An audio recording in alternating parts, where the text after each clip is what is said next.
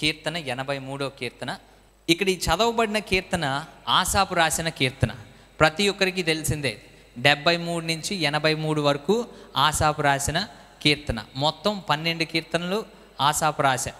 అవునండి. ఈ ఎన్ని కీర్తనల్లో కూడా ఒక ప్రత్యేకత ఉంటుంది.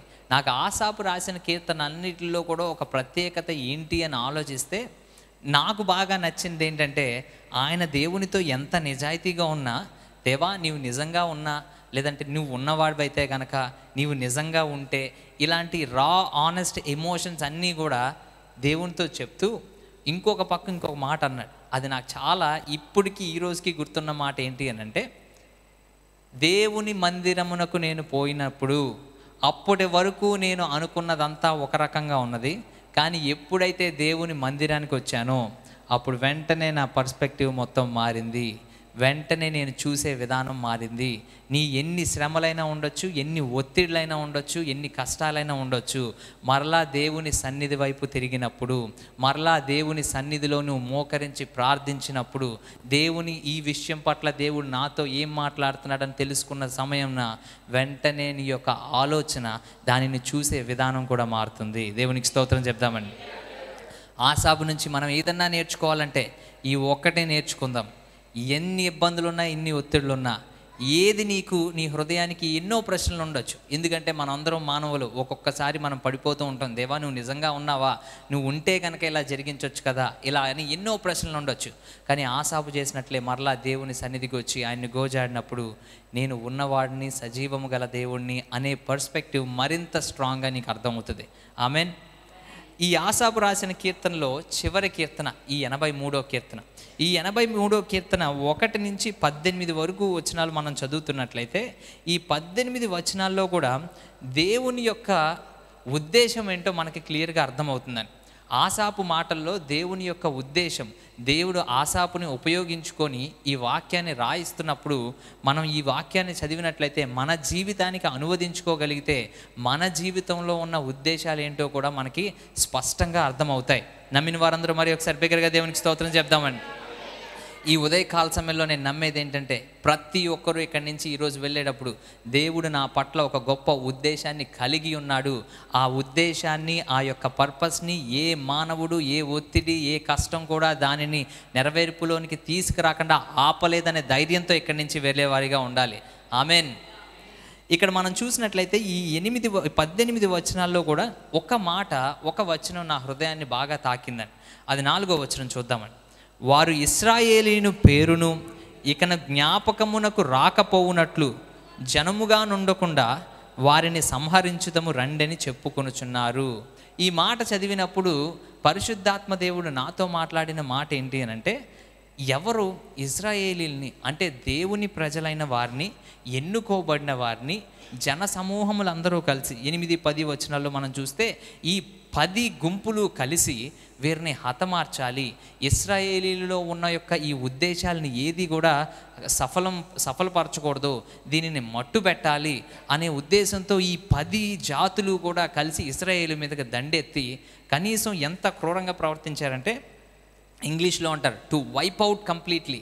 వాళ్ళ ట్రేస్ కూడా కనిపించకుండా, వాళ్ళు అక్కడ ఉన్నారు అనే వాళ్ళ ఉనికి కూడా తెలియకుండా పూర్తిగా సంహరించి వాళ్ళ పేరును, వాళ్ళ యొక్క ఉద్దేశాలని, వాళ్ళ యొక్క ఉనికిని అన్నిటినీ తొలగించాలనుకున్నారు. కానీ అది సాధ్యపడిందండి? ఒక్కసారి ఒక చిన్న హిస్టరీ లెసన్ చూద్దాం. ఇక్కడ ఇశ్రాయేలీలు పేరుని ఇక్కడ జ్ఞాపకం రాకపోనట్లుగా అన్నప్పుడు, అసలు ఇశ్రాయేలీలు అంటే వీళ్ళందరికీ ఎందుకు ఎంత కోపం, ఇశ్రాయేలీలు అంటే ఎందుకు ఎంత, వీరందరికీ 10 జాతులు ఇక్కడ మనం చూసుకున్నట్లయితే 7వ వచనంలో ఇష్మాయేలీలే కానీ, మోయాబీలే కానీ, హిగ్రీలే కానీ, గెబెవులు వారు కానీ, అమ్మోనీయులు కానీ, అమాలేకీలు, ఫిలిస్తీన్లు తమ వారు నివాసులు నీకు విరోధముగా నిబంధన చేసుకుని ఉన్నారు. వీరందరూ కలిసి అటాక్ చేస్తున్నారు.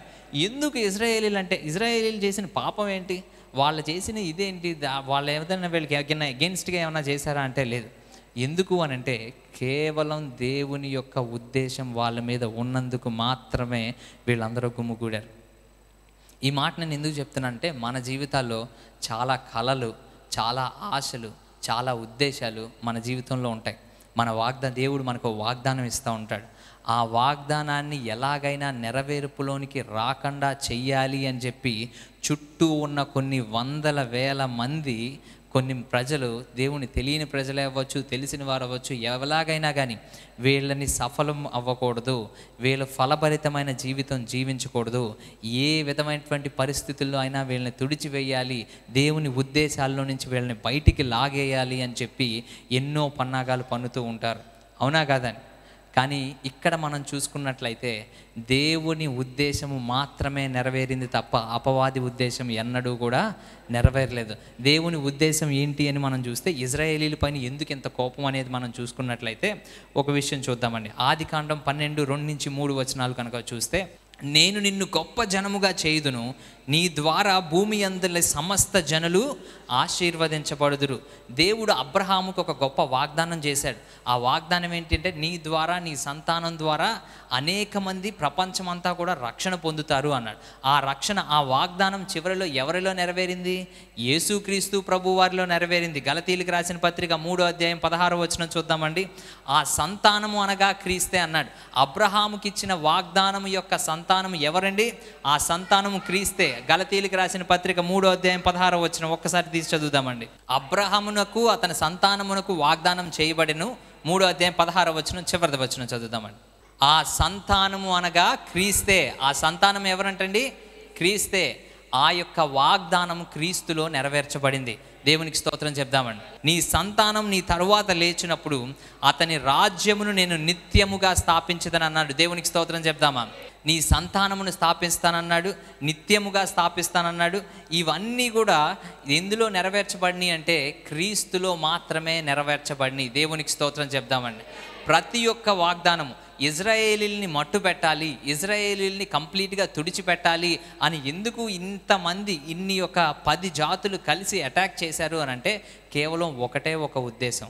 మెస్సయ్య ఈ యొక్క జాతి నుంచి వస్తాడని తెలిసి, ఇజ్రాయేలీల నుంచి వస్తాడని తెలిసి, ఈ మంచి విషయం ఇజ్రాయేల్ నుంచి రాకూడదు అని చెప్పి అనేక మంది దానిని హతము చేయడానికి ఎంతోమంది ప్రయత్నించారు. నిర్గమాకాండంలో చూస్తే ఫరో గురించి అందరికీ తెలిసిందే. తొలిచూలు మగపిల్లలందరినీ చంపేయమని హతమార్చమన్నాడు. ఆ కళని, ఆ ఉద్దేశాన్ని, దేవుని ఉద్దేశాన్ని మొదటిలోనే తీసేయాలని అనుకున్నాడు. కానీ అది జరిగిందండి? జరగలేదు. మళ్ళీ ఎస్తేరు గ్రంథం 3:6 చూస్తే హామాను యూదులందరినీ అంతటినీ కూడా హతం చేయమని చెప్పి ప్రయత్నం చేశాడు. ఇలా ఎంతోమంది ఎన్నో ప్రయత్నాలు చేసినప్పటికీ కూడా ఆ యొక్క ప్రయత్నాలు ఏమీ కూడా సఫలం అవ్వలేదు. ఎందుకనంటే దేవుని ఉద్దేశం, సాతాను ప్రణాళికల కంటే దేవుని ఉద్దేశం, దేవుని ప్రణాళిక చాలా గొప్పది. దేవునికి స్తోత్రం చెప్దామండి. నా జీవితంలో దానిని మన జీవితంలో అన్వదించుకుంటే, ఇక్కడ ఇజ్రాయేలీలు అందరినీ కూడా ఎవ్వరూ కూడా హతమార్చలేకపోయారు. అదేవిధంగా మన జీవితంలో ఎన్ని శ్రమలు ఎదురైనా, ఎన్ని కష్టాలు ఎదురైనా, ఎన్ని ఒత్తిడులు ఎదురైనా మన జీవితంలో సాతాను ప్రణాళిక ఎన్నటికీ నెరవేరదు. దేవుని వాగ్దానాలు మాత్రమే నెరవేరుతాయి. హల్లెలూయా. ఈ ఉదయకాల సమయంలో ప్రతి ఒక్క వాగ్దానం క్రీస్తులోనే నెరవేర్చబడింది. నీకు, నాకు, మనందరికీ వాగ్దానం ఇచ్చాడు. ఆ వాగ్దానమే నెరవేర్పులోనికి తీసుకొచ్చే దేవుడు. ఆ వాగ్దానం ఆలస్యం అవ్వచ్చేమో కానీ ఖచ్చితంగా ఆ వాగ్దానం నెరవేర్పులోనికి తీసుకొచ్చేది మన దేవుడు మాత్రమే. నమ్మిన వారందరూ బిగ్గరగా దేవునికి స్తోత్రం చెప్దామండి. దేవుడు ఒక్కొక్కసారి మౌనంగా ఉన్నాడు అనిపించవచ్చు. ఒక్కొక్కసారి మన జీవితం ఆలస్యం అవ్వచ్చు, లేదంటే ఇది లేట్ అవ్వచ్చు ఆ ప్రామిస్. కానీ వాగ్దానం ఇచ్చిన దేవుడు నమ్మదగిన వాడు, మాట ఇచ్చి తప్పుటకు నరుడు కాదు. అలాంటి దేవాతి దేవుణ్ణి మనం ఆరాధిస్తుండగా నమ్మకంతో ఆయన ఆరాధించే వరంగా ఉండాలి. దేవునికి స్తోత్రం చెప్దామండి. నీ జీవితంలో, నా జీవితంలో ఎక్కువ శ్రమలు వస్తున్నాయి, నా జీవితంలో ఎక్కువ ఒత్తిళ్ళు వస్తున్నాయి అన్న వాళ్ళందరూ ఒకసారి చేతులు పైకెత్తుతారా? అందరి జీవితంలో ఉంటుందండి.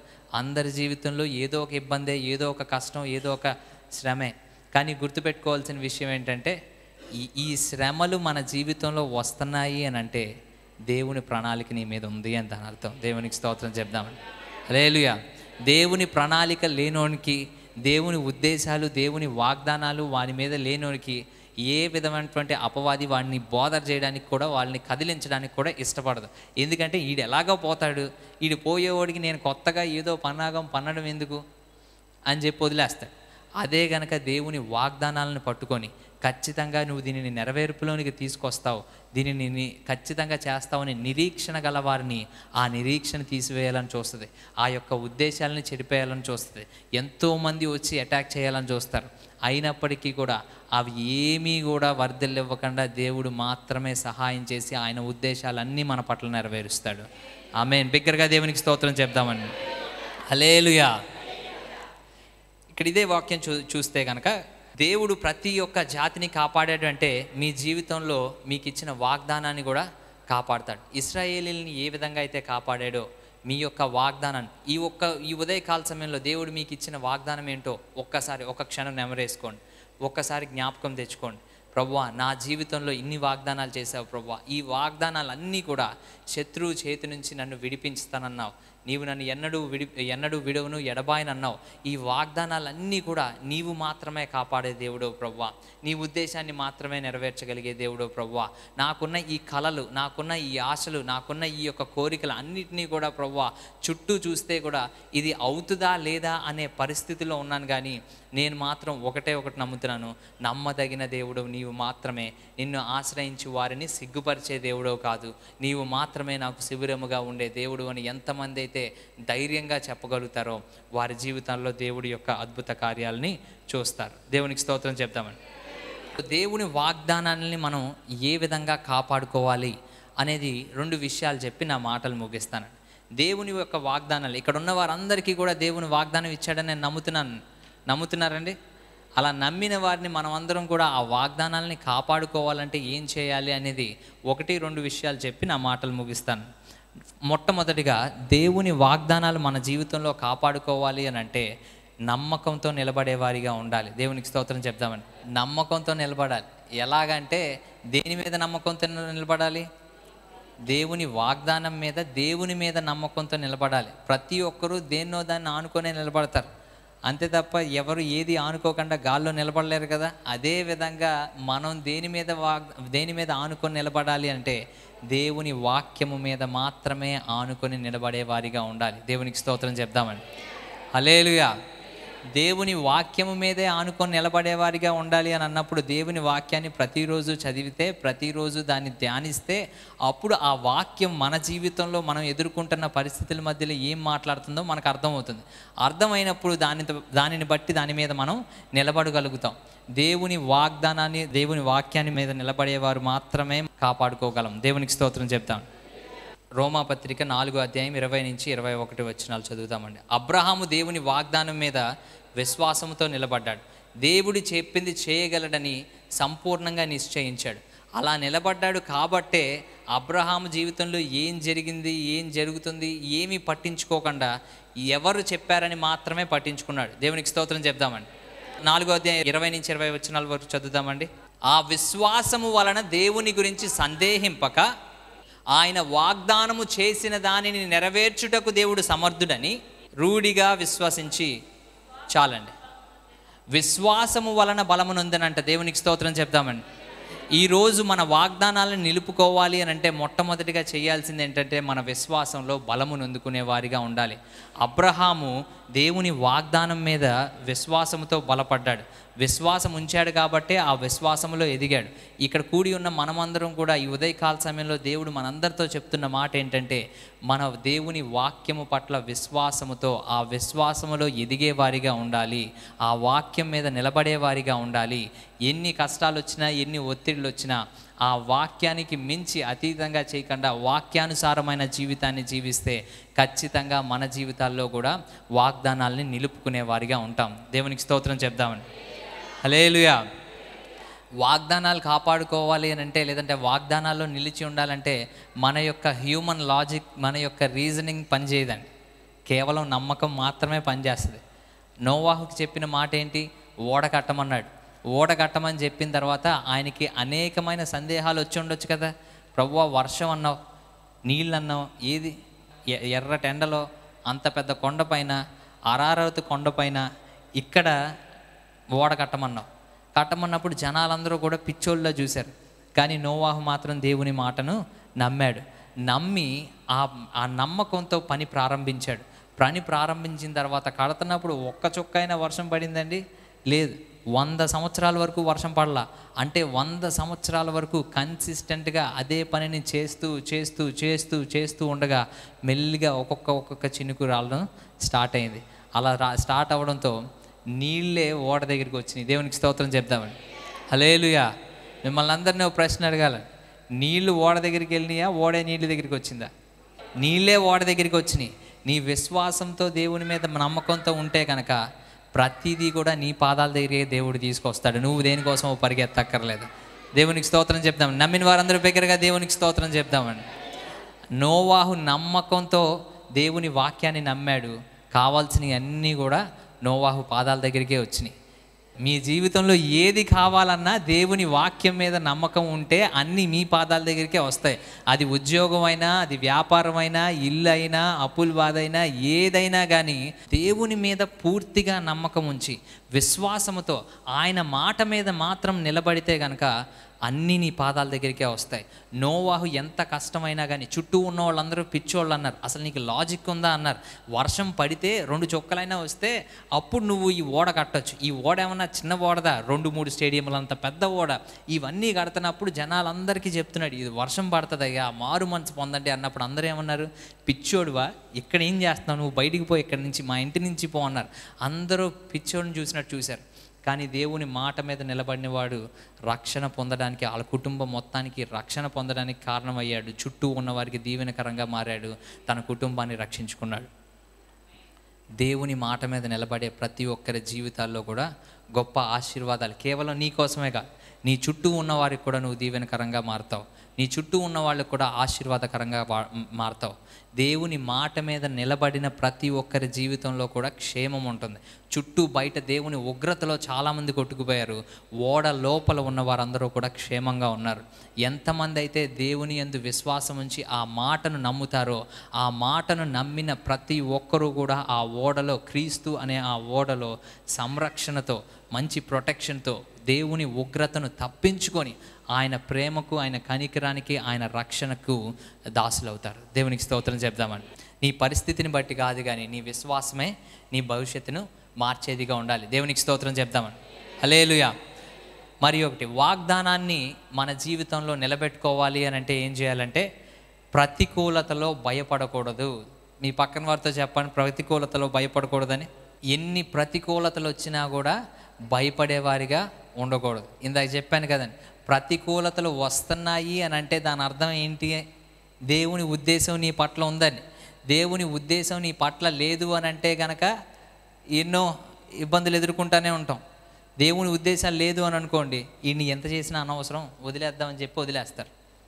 కానీ ప్రతికూలతలు వస్తున్న ప్రతిసారి కూడా గొప్ప ప్రణాళిక ఏదో దేవుడు నా పట్ల దాచి ఉంచాడు అనే విశ్వాసాన్ని కోల్పోయేవారిగా ఉండకూడదు. దేవునికి స్తోత్రం చెప్దాం. యెషయా భక్తుడు చెప్తున్న మాట 54:17 వచనం అందరికీ తెలిసిన వాక్యమే. ఏ ఆయుధము నీ మీద వచ్చినను కూడా అది విజయం పొందదు. ఏ ఆయుధము నీ పట్ల రూపించబడింది కూడా అది వర్ధిల్లదు. ఏ ఆయుధము నీ యొక్క ఆశలను తీసివేస్తానన్నది ఏది కూడా అది వర్ధిల్లదు. నీ యొక్క భవిష్యత్తును నాశనం చేసే ఏ ఆయుధము కూడా వర్ధిల్లదు. నీ యొక్క కుటుంబాన్ని నాశనం చేసే ఏ ఆయుధము కూడా వర్ధిల్లదు. నీ యొక్క భవిష్యత్తుని, నీ యొక్క మార్గాల్ని దేవుని ప్రణాళిక నుంచి తీసివేసే ఏ ఆయుధము కూడా ఈ ఉదయకాల సమయంలో వర్ధిల్లదు అని నమ్మి ఇక్కడి నుంచి వెళ్ళేవారిగా ఉండాలి. దేవునికి స్తోత్రం చెప్దామండి. దేవుని వాగ్దానాలని నమ్మాలి అని అంటే ప్రతి పరిస్థితుల్లో కూడా దేవుని వాక్యాన్ని నమ్మేవారిగా ఉండాలి. ప్రతికూలతలో భయపడకుండా దానిని ఎదుర్కొనే వారిగా ఉండాలి. ప్రతికూలత వచ్చిన ప్రతిసారి భయపడ్డారనుకోండి, ఏం మిగులుతుంది? చివరికి భయమే మిగులుతుంది. ఆల్ నైట్ ప్రేయర్కి వచ్చినప్పుడు ఆ రోజు చెప్పాను ఏంటి అని అంటే, దానియేలు చేసిన ప్రార్థన ఎన్ని ప్రతికూలతలు వచ్చినా కూడా శాంతిగా కలిగి ఉన్నాడు, నెమ్మదిగా కలిగి ఉన్నాడు, ప్రశాంతంగా ఉన్నాడు. రాజు వచ్చి అన్న మాట ఏంటంటే, ఎవరైనా ప్రార్థన చేస్తే ఖచ్చితంగా సింహపు బోనుల్లో వేసేయండి, వీళ్ళని బ్రతకడానికి కూడా అర్హత లేదు అని చెప్పినప్పుడు దానియేలుకి ఏమన్నా కొంచెమైనా కదలిక వచ్చిందా? లేదండి.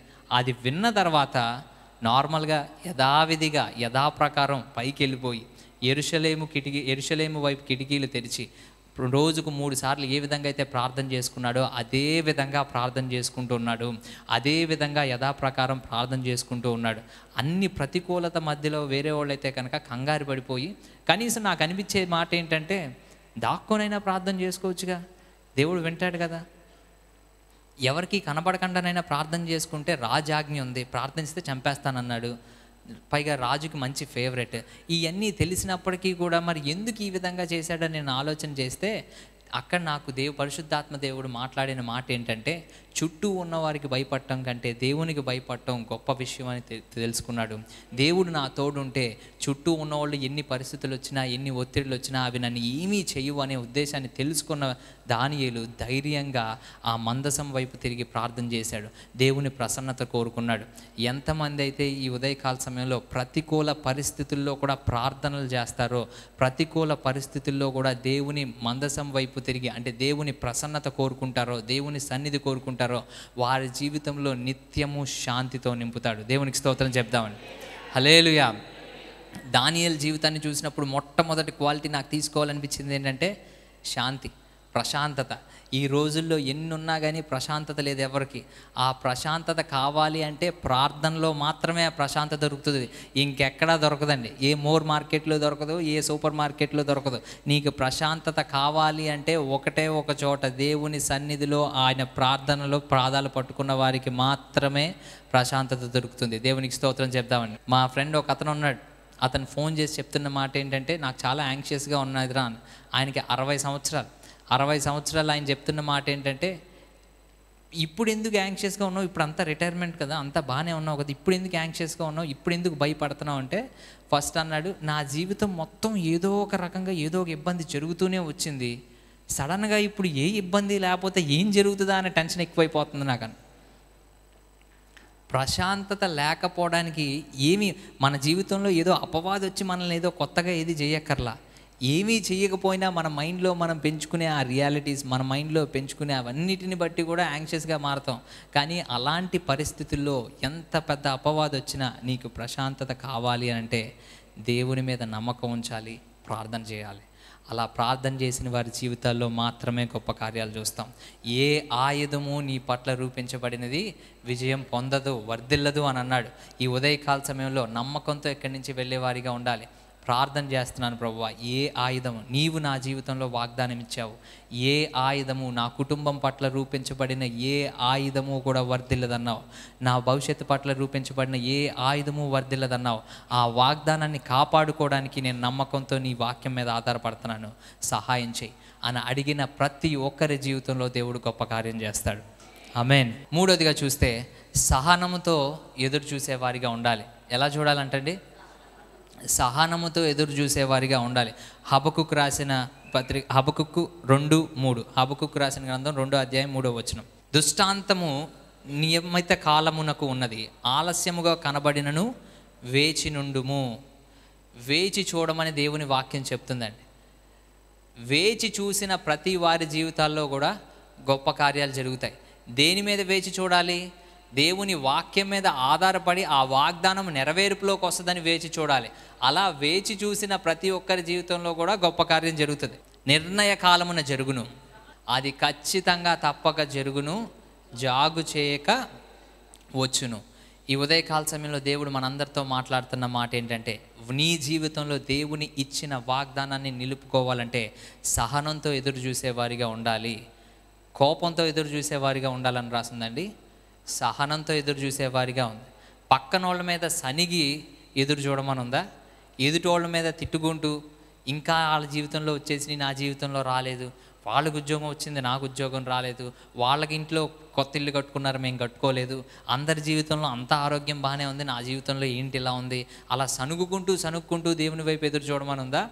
సహనముతో దేవుని వాక్యాన్ని నమ్మి ఎదురు చూసేవారిగా ఉండాలి. అలా ఎదురు చూసిన వారి జీవితంలో మాత్రమే గొప్ప కార్యాలు జరుగుతాయి.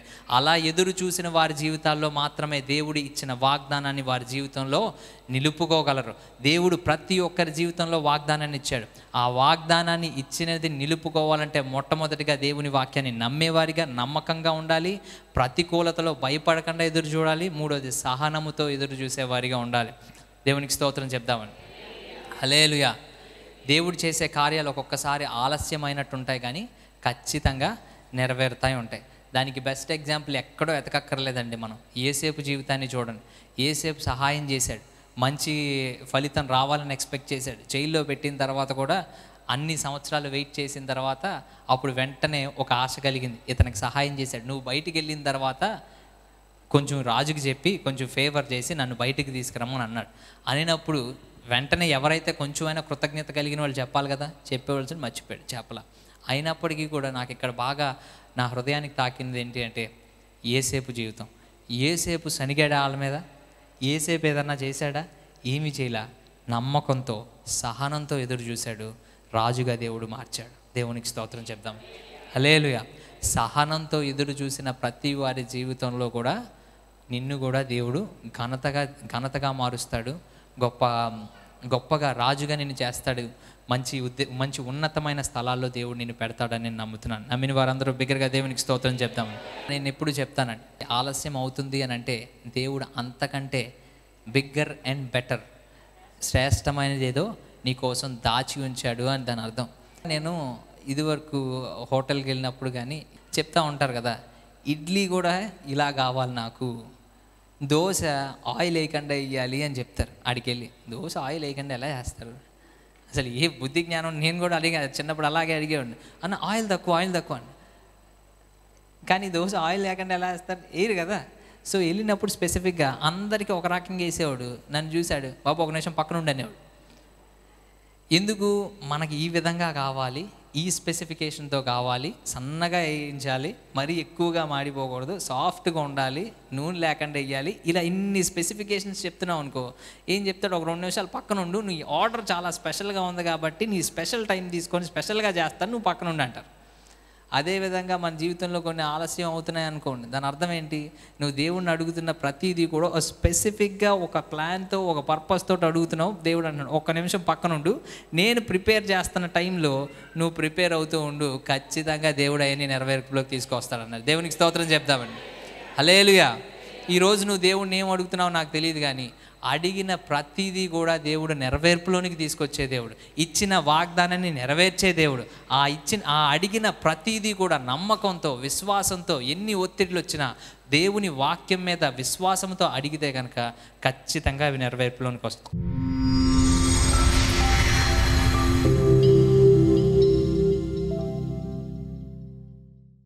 ప్రభువా, అపవాది చేసే పన్నాగాల కంటే, ఒత్తిడిల కంటే నీ యొక్క ఉద్దేశం, నీ యొక్క ప్లాన్ నా జీవితంలో గొప్పది ప్రభువా. నీ ప్రణాళిక గొప్పది ప్రభువా. నీవు నా పట్ల ఉంచిన వాగ్దానం గొప్పది. వాగ్దానం ఇచ్చు దేవుడు నెరవేర్చే దేవుడవు తండ్రి. వాగ్దానం ఇచ్చిన దేవుడు నెరవేర్పులోనికి తీసుకొచ్చే దేవుడు తండ్రి. ఈ ఉదయకాల సమయంలో సంఘముగా కూడి మీ నామాన్ని మహింపరచడానికి ఇక్కడ కూడి వచ్చిన ప్రతి బిడ్డని జ్ఞాపకం చేసుకోండి. వారి జీవితంలో మీరు ఇచ్చిన ఉద్దేశాలను నెరవేర్పులోనికి తీసుకురండి. మీ వాగ్దానములను నెరవేర్పులోనికి తీసుకోండి.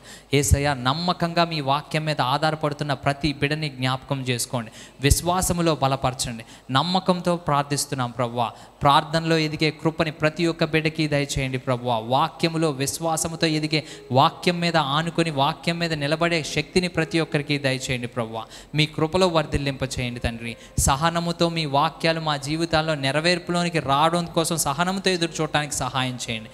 మీ కృపలో వర్ధిల్లింప చేయండి. కూడి వచ్చిన ప్రతి బిడ్డని జ్ఞాపకం చేసుకొని మీ వాగ్దానాలను పొందుకొని ఇక్కడి నుంచి వెళ్ళే కృపని దయచేయమని యేసు పరిశుద్ధ నామమున ప్రార్థించి అడుగుచున్నాం మా పరమ తండ్రి.